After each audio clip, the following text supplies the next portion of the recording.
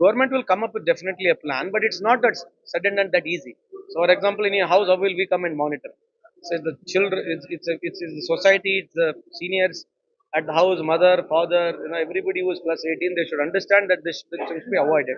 It's a conscious effort is required. The move is, I welcome the move for that. They keep telling, that's what I've been telling. Now, if you see the amount of development last year we have done, this year also, in SCPT, TSP, we have spent around 40,000 crores and not 42,000 crores. For education, we have spent more than 60,000 crores. But today, for only roads and bridges and development, we have done about 12,000 crores. There is a clarity that we have done. Maybe because they always want to focus on the guarantee, and the same guarantees they are copying everywhere. At least we are given money for the guarantees and we are doing development. What did they do?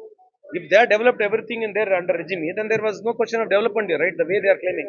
If you see number of the schools, number of the colleges, number of the hostels, what we have built when we were there and what they have built when they were there, if you compare, it's there is no match only. That's what in assembly session in Belgaum we said, no, how much schools they have built, how much hostels they have built compared to us, they have done negligible.